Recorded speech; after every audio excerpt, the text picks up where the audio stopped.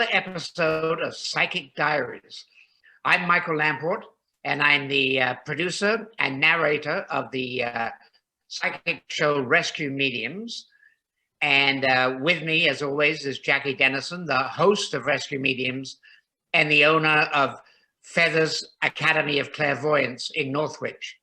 I'm located in Toronto, Canada, and so I apologize, as I always do usually these days, for the length of my hair and the way I look. But we are under extreme lockdown here. And I mean, I'd love to go to Germany and walk down the streets and find a guy called Dresser and just say, "Excuse me, hairdresser, could you help me?"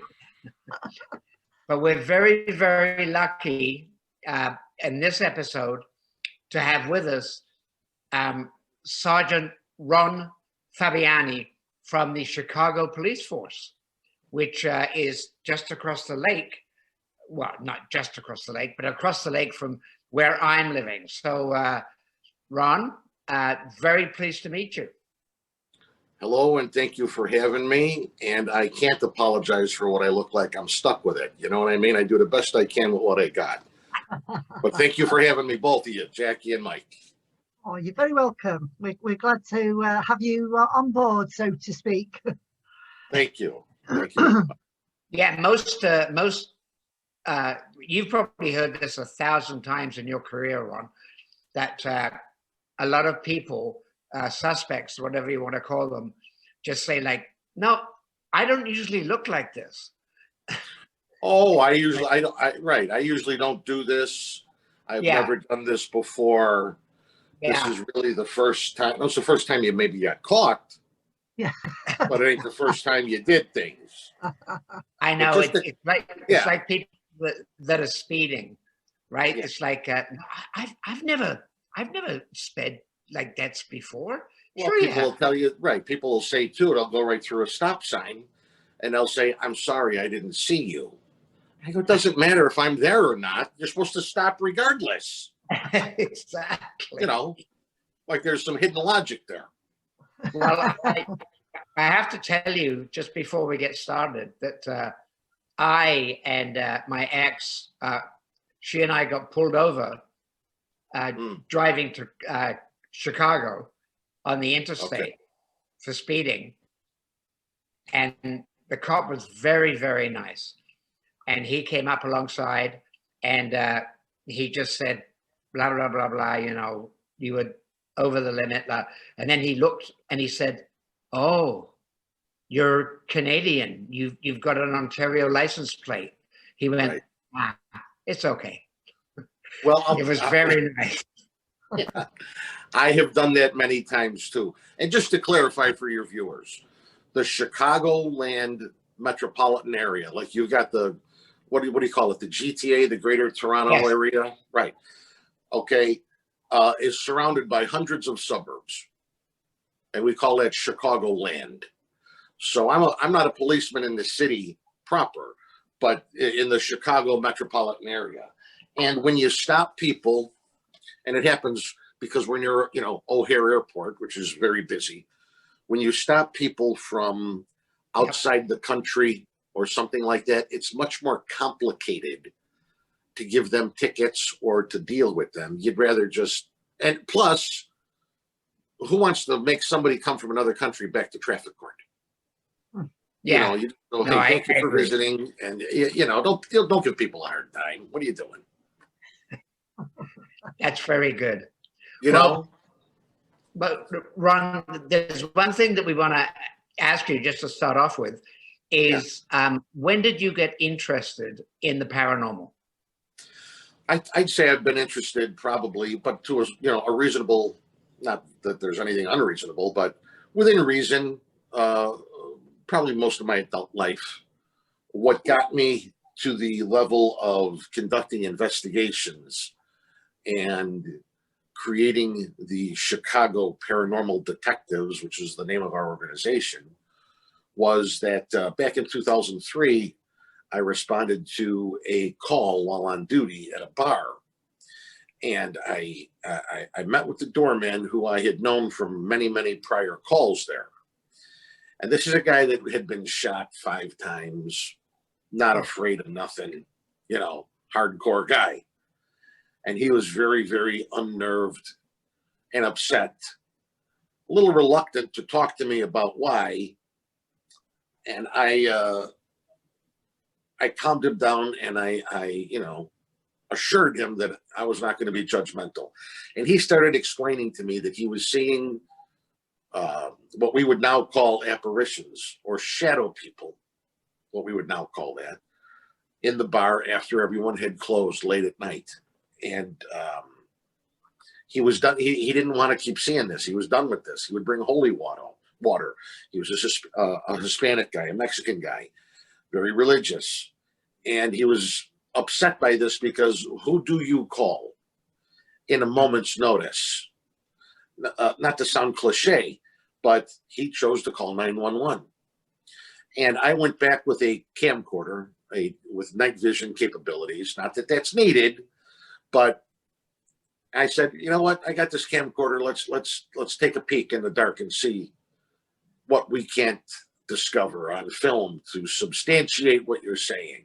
Because again, I'm trying to put him at ease, believing I'd filmed nothing, and there would be nothing there. Well, I went there with some other policemen, and to my amazement, I ended up filming a 3-dimensional black mass object that's kind of interacted as I spoke to it and blocked out light. It had the consistency of a woman's nylon, whereas women's nylons are see-through, yet they are not see-through, if you understand what I mean by that. Yeah.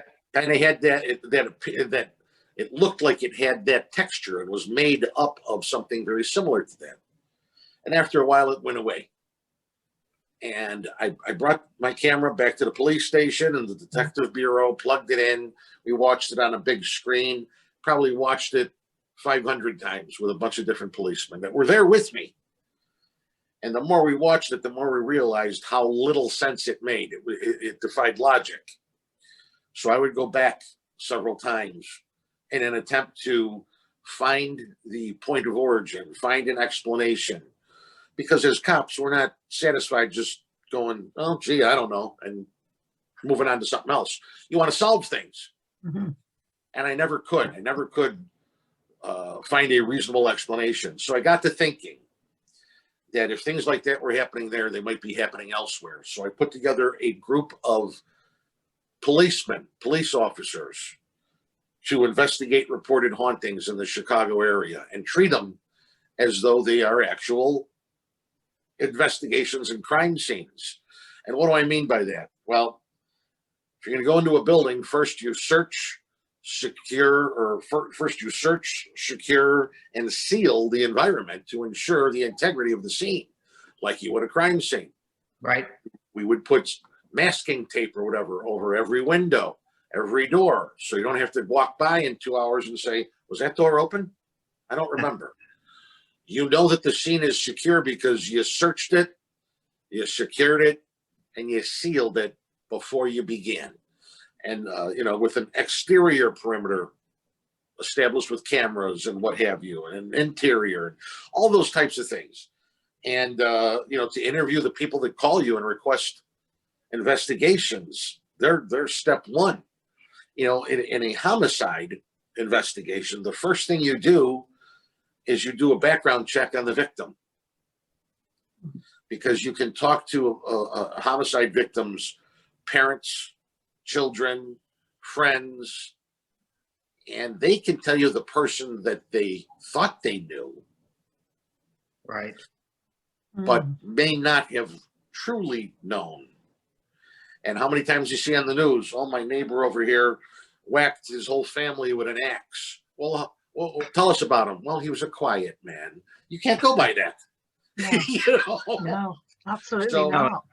The first thing you got to do in a paranormal investigation is, who is this person that's requesting our assistance? How many times a week are the local cops at their house? And why? What is their intent? What's their motive? Do they just want publicity for a tavern, a pub, a bar, a restaurant? Do they, are they just attention starved? Or is there something legitimate really going on?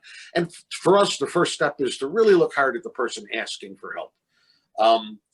We never went in self-initiated investigations. Oh, there's an old creepy church. Oh, there's an old cemetery. Let's go and see what we can find. Because that's for self-gratification. We're not helping anybody. There's no complainant. There's no victim.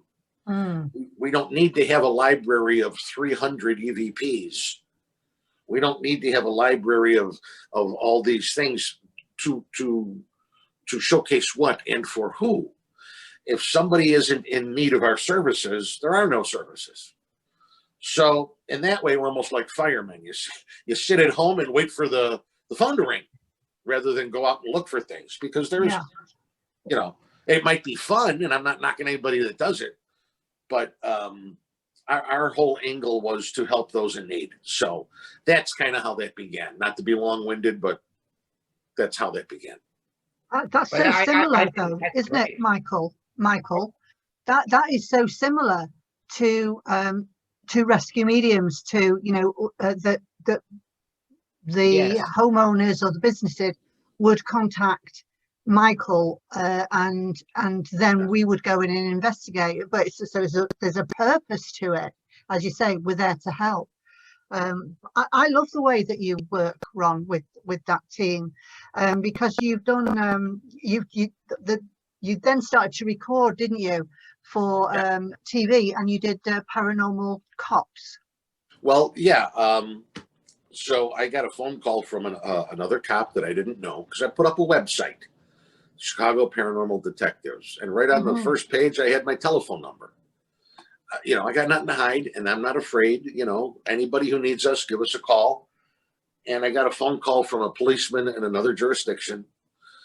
And to make a long story short, he wanted to put together a group of cops that investigate the paranormal. And of course, nothing but legitimacy. But his interest was also in presenting it to the television world. And he asked me, did I want to merge our two organizations under one umbrella and present it to the TV industry? And I said to him, no. He's on the phone with me and he goes, what do you mean no? I go, that's not why I do this. That's not my angle. Well, eventually he persuaded me, because again, like when I was going to look for something paranormal in that bar, I told myself, I'm not going to film nothing. I'm not going to see nothing. I'm just trying to make this poor guy comfortable. I said, sure, we can pursue the television industry. That's never going to happen. Well, it did. And we got a production company out of New York City that jumped on board almost immediately when they heard of our profile of being cops that hunt ghosts. It's not really that cut and dry, but they were on board like that. And, you sign with a production company and they're going to invest in making a demo, a short video that profiles who you are. And nothing is made, episodes aren't made, because there's no money to make them until they sell it to a network. So there was a interest in the Discovery Channel. There was interest in, at the time, Spike TV. And there was interest in A&E. And A&E had the most money. So they pay the production company. And then now we have the funds to, for the production company, rather, to hire freelance producers, cameramen, editors, soundmen, all of these things, and start looking at locations and whatnot and begin filming. So yeah, and what's funny to me is we only had 6 episodes. That's all they bought. I know. It's not enough. We need more. They're brilliant. They are brilliant, Ron. Absolutely. I was hooked with them. I'm in the paranormal world, as you as a lot of people know me by that, but I don't watch a lot of paranormal shows because it's like, that's my day job. It's what I do all the time. I'm working with spirit all the time. But I did watch your show, and from the very beginning, I love how you work. I love the structure to it. And how you approach it in the way that you do as a team, because it's very much team effort, even though you're sort of, you're the main man. I know you'll disagree with me on that because it is a team effort, but there's got to be a spokesperson that puts things across, and you put it across so well. And you handle it. I like the briefing, you know, you did the debriefing right at the beginning, just like you would do an investigation, and that's why I like it. There's a structure to it, and that's how I like to work with structure. I know Michael's exactly the same. If you've got that structure to work like that. No, wait, sorry, Jackie. Okay. Ron, when you did this, then did you, in your mind, think of we'll set it up like a police investigation that I'm very familiar with, like Jackie is saying, you know, we do a debrief, we do this, we do that, we blah blah blah. So you're approaching it, I think, in the same way that, like as you said earlier, you'd approach a homicide investigation. Yes, that's what we knew. That's what I knew, and it made sense. And you want to check all your boxes and do things and be prepared, and you know, not haphazardly. Listen, there's a lot of investigative paranormal groups out there made up of a lot of good people, and I'm very proud to know a lot of them. But we were not the librarian, the milkman, and the mechanic going out at night to look for ghosts. We weren't former cops. We are current cops. What is the difference? Well, we have to maintain our good standing in the community.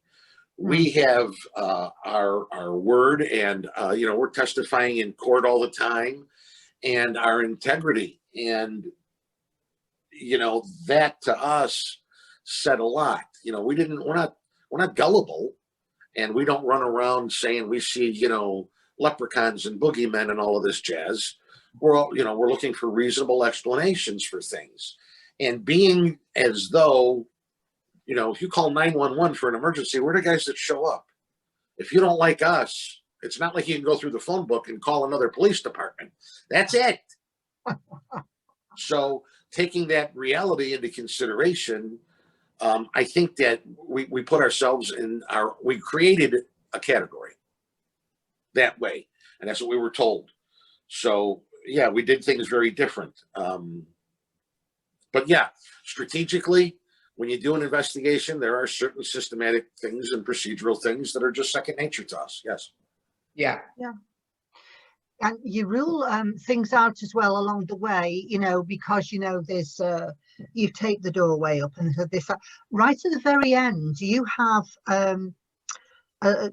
well, like a tick list or whatever, where you say, well, it doesn't go into this category. I think there's 4 different categories. Is it three or 4 different categories where yeah, there is definitely a haunting. There's sometimes, you know, there's haunting, or, you know, or a paranormal presence or whatever, or there's nothing, or it's but you also, one of the episodes that I saw was a lady whose daughter had passed away, and I think her friend had been experiencing something in that house, and the sister had been experiencing. And so when you did that investigation, you handled it so subtly. So you went about it in the same way, but you brought them so much comfort in the fact that she's not haunting the place. She's just wanting to let loved ones know that she's around. It was lovely. The way that was done was really, really lovely. So different from the other episodes that you did. Thank you. Thank you. You know, you have to, being a cop is not giving tickets and putting handcuffs on people. It's not what it's about. It's not what it's about. Everybody you stop is not a criminal and a bad guy and a this and a that. You have to have compassion and empathy. And you know, as policemen, when we go on duty, you know, there's a wall you put up. You're putting on your armor. Not that you're going into battle, but you're going into battle, and you're on duty mode. Why do we do that? We don't want to go to a fatal car crash, or a suicide, right, or a child abuse case, and fall apart and start crying. We don't have that luxury because we have to perform our duties in the moment. So you disconnect so to speak. People have asked me all the time, why do all these cops seem like they have no feelings? Well, they do. They do. We're human. We came from society. We will return to society when we are done. But you have to disconnect in order to successfully perform the matter at hand. And for a lot of policemen, the harder part is reconnecting when you're off duty. That's hard. I think that's very, very true. I mean, like up here in Toronto, and I apologize because I don't know what the phrase is in Illinois, but on the side of every cop car is to serve and to protect. And I agree with you, Ron, that the most important thing that a police officer can do is to be of service and help, as opposed to like, put me in handcuffs. Right. Like the series Cops. Right. It's always like getting the bad guy. It's very rarely about how much police officers actually help. When it comes to TV shows, you have now entered the entertainment business, show business. Yeah. And the aspects of law enforcement that people want to see and that they find captivating are car chases, and fights, and shootings. Nobody wants to see really, these mundane, what the general public might consider mundane daily tasks. But I think in the year 2021 and beyond, they do need to see that. Yeah, I agree with you entirely. It's sort of like seeing, like a Boy Scout type of thing where somebody helps an old lady across the street. Just stuff like that is very sweet and very important. And genuine. And when the TV, you brought up the TV show Cops, when that first came out, the late 80s. Yeah. The late 80s, that show came out. And I had just gotten into police work, 1986, 87. That's when I became a cop. And people would say to me, wow, I can't believe how bad things are getting. I saw that show Cops. And I would say to them, nothing has changed. You just now got to take a peek for the first time. Yeah. People have the presumption that nothing goes on in their neighborhood. Oh, this is a quiet neighborhood. Nothing goes on here. You have no idea what goes on in your neighborhood unless you are awake with a police radio 24 hours a day. Nobody has. Nobody knows. And to showcase different aspects and more service-oriented things a policeman does versus just criminal enforcement. Well, we have to do it all. You got to be prepared for the unknown.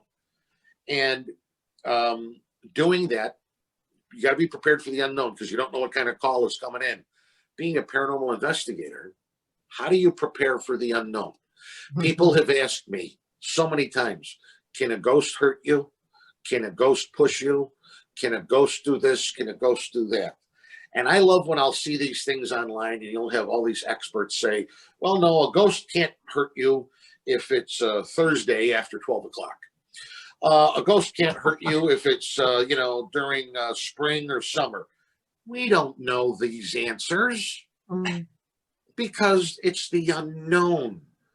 So I tell people, beware of anyone that's going to try and give you a conclusive answer because there aren't any. No, they don't exist. True. Yeah. Have you ever been, has that ever happened to you, Ron, where you have been physically attacked is probably the wrong word to use, but you felt something very, very physical, either being pushed or scratched or? I would say maybe an electric charge in an atmosphere. Right. Not somebody, taking my hat off my head or, pinching my butt or nothing like that. Do you know what? It's funny you should say that because that has happened to me. In fact, it happened. You're a girl. Well, yes. Well, I was a girl then. I'm more of a lady now. Right. Not that it's okay. I'm just saying.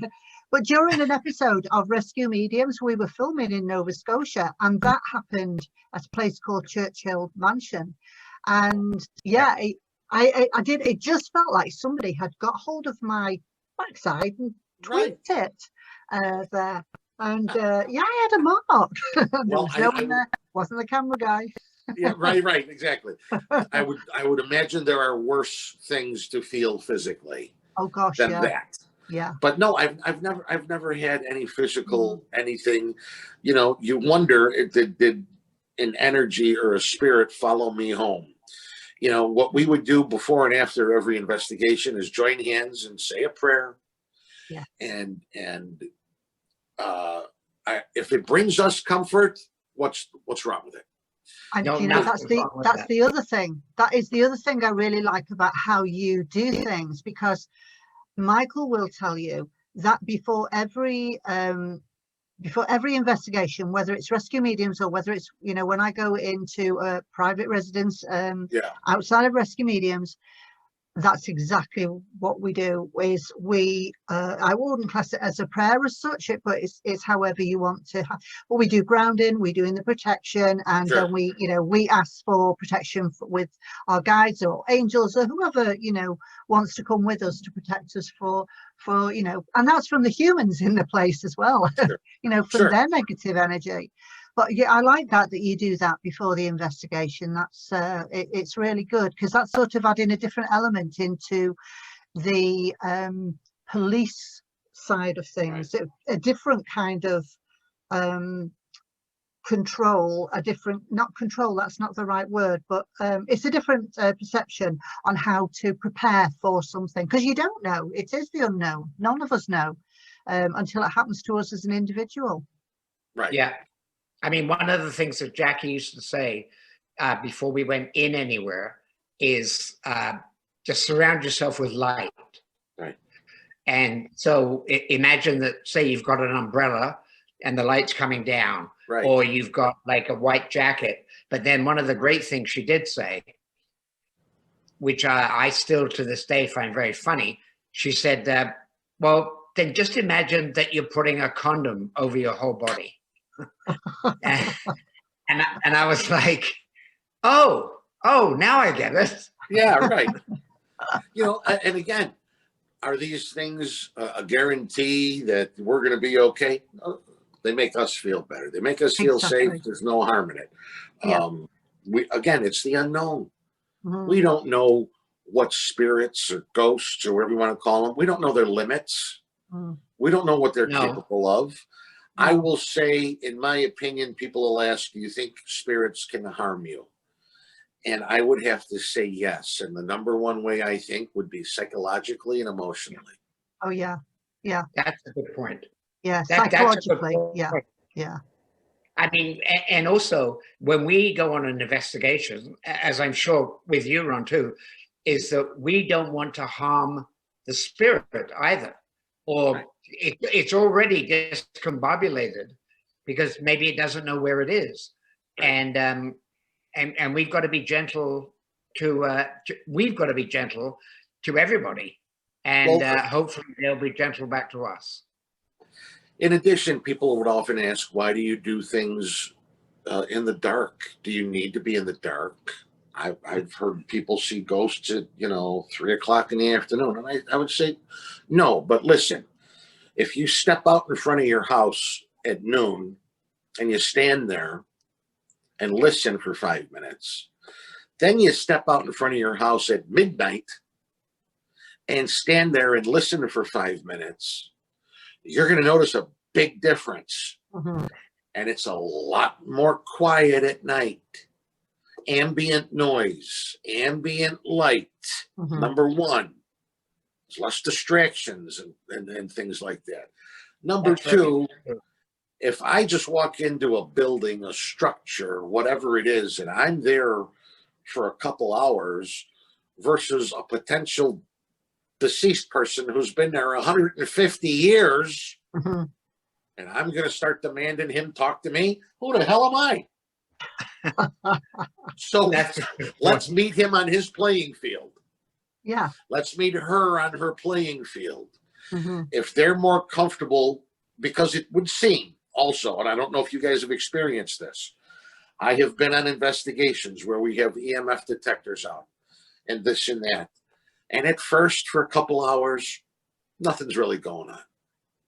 And then you'll get a little spike here, a little spike there, almost like, and I envision it in my mind, they're dipping their toe in the pool, testing the temperature of the water before they jump in. Because they got to be standing looking at us going, who the hell are these people? And nobody comes in here on a daily basis asking us these kinds of questions, you know. So I like to meet them and give them the cover of darkness because they seem reluctant to interact sometimes. Other things we do, rather than walk around with an EMF detector and walk around and walk around and walk around and ask questions and walk around, I like to sit still. Put the EMF detector on a coffee table or an end table where there's no activity and leave the thing alone. Now, if in an hour and a half it starts to spike, it did not move by energy. Energy moved by it. Rather than continuing to contaminate the scene by walking around and walking around and walking around, sit still. Be quiet. It's like building a rapport with a bad guy in custody. If I have you in custody and I'm screaming and yelling at you, and I really want you to talk to me, I need to shut up. And the discomfort of silence will prompt someone to speak. Hopefully it's you and not me. Right. So rather than 75 questions a minute, sit still. Be calm and try and build a rapport with any would-be spirit like we do with suspects that we want to open up and talk to us and spill their guts. That's the way you do it. Would you like a coffee? Would you like a cigarette? Show them that you see the world through their eyes. You know, if I have a, God forbid, a person in custody that did a heinous crime, I almost have to show them, hey, I get why you did what you did. You know, let me tell you a story. Years ago, I got caught up. Let them think you see things the way they do. Because they sit back and say, oh, this guy gets me. They can drop their defenses and open up. And that's when they spill it. I think that's an amazing approach, especially in the paranormal area. Don't demand, don't provoke. A lot of people don't do. Yeah, well, it's tuning into the energy, isn't it? That's the thing, because spirit is an energy, which is why you can pick up energy on the EMF meters that you use. So I do sometimes on investigations. We will bring some things in now and again, but most of the time I just use me, my antenna, as a medium. But I use my hand chakras a lot because I measure how the energy feels. So as I'm using all of my senses, how the energy feels. And I know you have a medium with you, don't you, when you do Paranormal Cops? Yes, we did. And you work as a team. Do you still have a medium working with you now? Sorry, go on. We are kind of on hiatus, if you will. Okay. It's been a long time. Yeah. We need you back, Ron. We need you back. You know, it was very difficult filming a TV series while you're also working full time. Yeah. There were moments where you saw us on TV and we were technically on duty. For each half-hour episode of that, we had to film 36 hours. Yeah. So you take the commercials out of a half an hour episode, there's 22 minutes. Yes. That's right. 3 days, 12 hours a day of filming. Yeah. It's a lot of work. And these aren't things that, we got paid to do it, but it's a lot of work. It's a lot of effort. It takes a gigantic team of people behind the scenes to get things right, to look correct. As you know, I mean, you're making a TV show. But there have been suggestions at subsequent projects after Paranormal Cops went away. I did an episode of, it was a short-lived show called Paranormal Challenge, which was a spin-off from Ghost Adventures with Zach Bagans. He had a side show, Paranormal Challenge, and he invited me to be a guest judge on one of these episodes. So I did that. I did the Paranormal Emergency about 1.5 years ago, where they just wanted first responders to be able to tell a paranormal story. And I told the story of how I founded the Chicago Paranormal Detectives. That was on the Travel Channel. But as far as getting a series back up and running, Paranormal Cops did good in ratings. They did good. But on A&E, they wanted fantastic. And they weren't good enough for A&E. We came on right after, I don't know if you remember the show Paranormal State. Yep. And Paranormal State came on, and it was called a lead-in. We came on after that, hoping to harness Paranormal State's audience and have them fall in love with us. Well, if you're going to bank on that, they may not. That's like saying, you know, if you like the Bay City Rollers, you're going to love Jimi Hendrix. Well, maybe, you know, they're just very different. So I agree with you, Ron. It's very hard because as a producer of Rescue Mediums, I mean, I've been in the boardroom at A&E in New York City about 2 or 3 times, and you know, they're like, yeah, okay, so we'll take this show, we'll see how it does, and then the next thing they say is, can you make it scarier? Of course. Can you make it? But Michael, I don't think that's what we're about. It's show business. I know. But we're about reality. We're about reality, and so are you. It's about entertainment. It's about ratings. Yeah, I know. Yeah. Why do you think there's only 6 episodes of Paranormal Cops? We're not in the sideshow business. Yeah.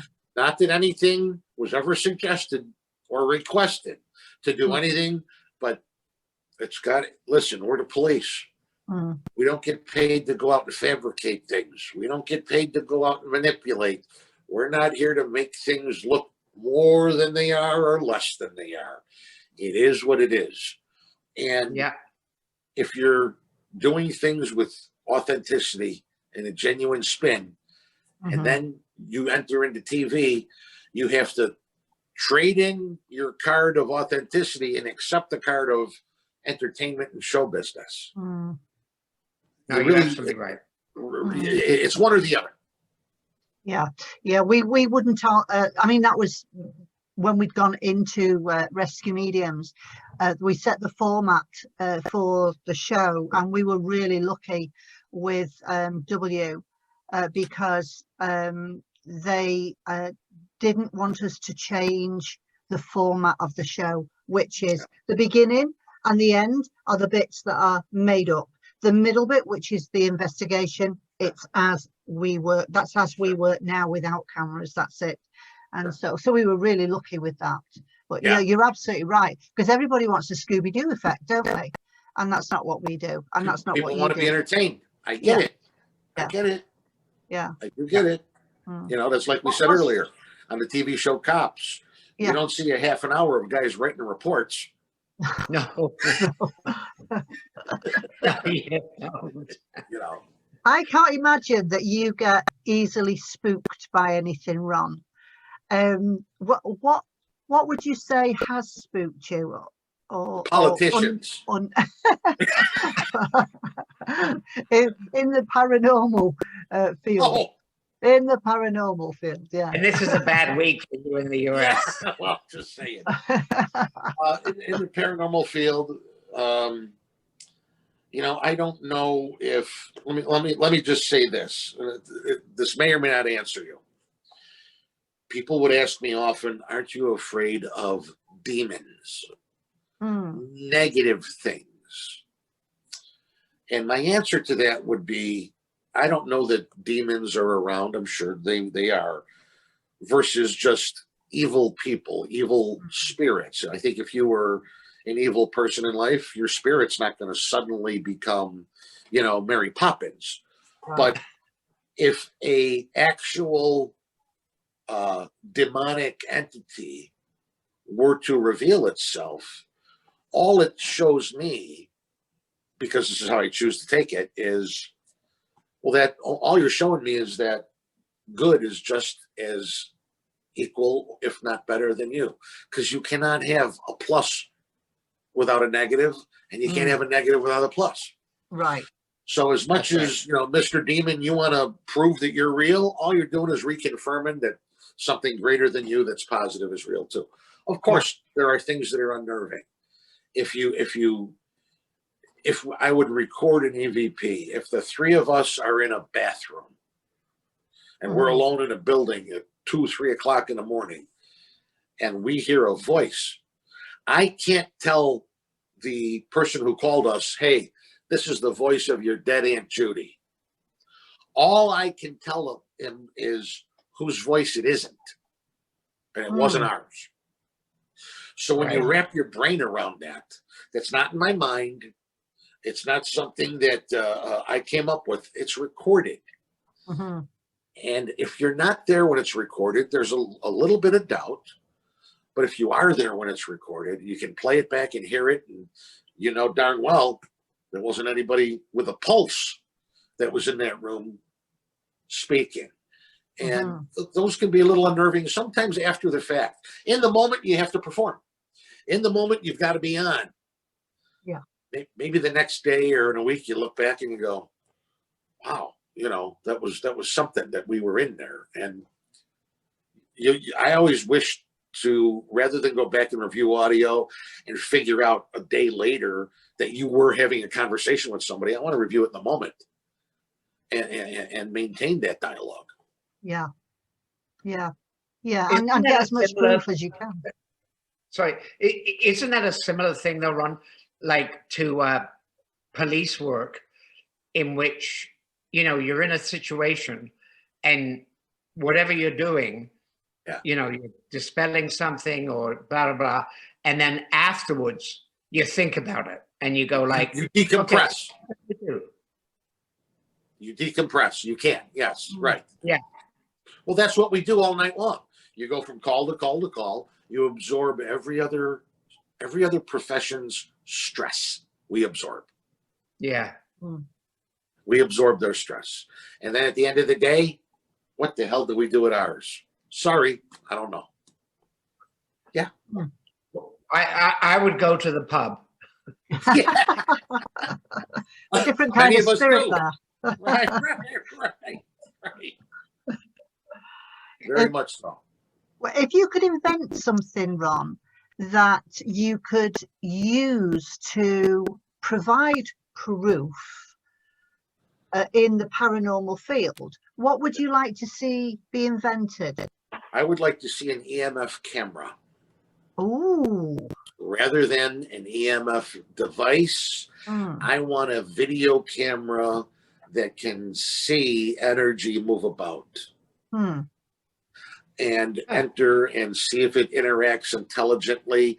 Something, you know, they have that SLS camera that's got the stick figure. Oh yeah. I mean, that's not bad. But I would like to see an EMF video camera. With Paranormal Cops in our organization, we didn't use still photography. We didn't consider still photography when it was presented to us, because we wanted to see how something moved within the frame of a shot. Want to see what direction it comes from, what direction it goes. It's a little easier to try and wrap your brain around that rather than still pictures. They're difficult. And even digital still pictures can often add things to a photo where it thinks things should be. Yeah. And I'd like to see an EMF video camera. I wonder if NASA, for example, already has something like that hasn't been released to the public, because NASA would be a perfect place to. Who has it? Who? NASA, NASA. Oh, they might. I think they would. I would buy one. They can track Martians and everything. Yeah, but I would like to see that. Yeah. No, that would be really a really useful tool. I've never used the one with the the stick. Where they show the stick people. I don't know how authentic that is, but then I've not used it, so I can't really say. Right. But to have some sort of form to something, like for example, you said you like to see how things move, which is why you like the cameras. Well, as you know, with orbs, some orbs are dust particles, and so Sure. to me, an orb in spirit form is when it changes its route in an unnatural way. So it's not just like floating away somewhere. Right. There is a pathway to it and a direction that has some sort of purpose. And I have seen that on a number of occasions where that's happened. Yeah. You know, and at the same time as seeing, because on a couple of occasions we've actually seen. So if you can see it with the naked eye and the camera picks it up, I think that's something else as well. If you can couple that with mediumship in that you're picking something up and then this orb moves, then I think that's a number of different things that you bring together then as a possibility. But I would like, I think that would be great to be able to see some sort of a form, a shape, and how it's moving and why is it moving from A to B, you know? Right. So you can put logic to it then. Was there a doorway there before this building had no doorway? Is that walking through a doorway in a different time frame? Right. It's like the wind. We can feel the wind. Yeah. We can't see the wind. No. We can see the results of the wind. Yeah. But not the wind itself. Yeah. That's a good way of describing that. Great enough. Yeah. So. Yeah. What is there a particular place that you'd like to investigate that you personally have an interest in that you would like to go to? I know that you've said, you get, people ask you to go to places. Right. But, everybody has interesting places. I would like to go to Osborne House on the Isle of Wight. Sure. Simply because I'm nosy and I'd like to see what Queen Victoria had there. But, I'm sure when I'm there, I'll be picking up vibes whilst I'm there as well. So is there somewhere that you would like to go to that would pique your paranormal attention? Obviously, it's impossible. But I'm American, so I think about the White House. Oh, yeah. Yeah. It enters my mind, I mean, how many people have come and gone, and there are reports of past presidents being seen there. Oh, really? Yes. Oh, yes. Oh, yeah. So that's always, but again, for me to be able to do something there, I'd have to have one or two people with me, and the building's got to be empty. Yeah. And that ain't never going to happen. That's not going to happen. Just to explain what I mean by that, with the Chicago Paranormal Detectives, we would do investigations by request, never anything outside. You can't control the outside. Yeah, that's true. Never an apartment building or a condominium or a hotel. Why not? People go, well, why not? Well, if I'm in your apartment at 2:30 in the morning and a person upstairs wants to take up a hobby of tap dancing, we're done. Yeah. You go in somebody's house and they've got birds, cats, dogs. That's all got to get out of there. We can't have, a gerbil going in one of them wheels in a cage. No, get this out of here. So you have to have a pristine setting. So I think the White House, that might just be a pipe dream. I think. Yeah. Well, you never know. Well, maybe soon it'll be empty. And that might be a good time to go in. Yeah. Like I'm thinking Thursday morning. Yeah, with the apocalypse upon us, yes. Who the heck knows? I don't know. But, this is a fascinating field. We are not pioneers, meaning all of us collectively. People have been, I think, investigating the paranormal and asking these same questions for hundreds of, if not thousands of years. And we haven't gotten any closer to any conclusive answers. And I would be reluctant to think that we will get conclusive answers. You get more questions than answers. There are suggestive things. There is circumstantial evidence, but no proof. Yeah, it's getting the evidence together, isn't it? You know, Yeah. that's the key thing, I think, is to bring it all. I just love how you work. Are you still doing your investigating with your team? Unfortunately, I have to say that is far and few between. Why is that? The reality of life, Yes. meaning spouses, children, jobs. Yeah. You know, we have to take a vacation day or a sick day at the police department, take a night off, call in sick to have to go and help somebody, and that was okay. But that comes at a price. Yeah. You Yeah. know, it comes at a price, and you have to stop. And then after a while, you start to realize, you know, people are seeing things or whatever. Well, are they doing that just because, you know, they want attention, they want publicity, they want this, they want that, and you can't dedicate the amount of time that you'd like to. No, yeah, and I know that more than most. So I would say semi-retired. How's that? Semi-retired. You'll never retire, Ron. I'm so glad that you've got your cap on there and your cigar. They're your trademark, aren't they? Thank you. Thank you. And this is it. This is me. I'm not a character. That's you. And you know, that's another reason why Michael and I like you so much, is that you are you. You don't try to be somebody you're not. What you see is what you get. So yeah. Thank you so much for today, Ron.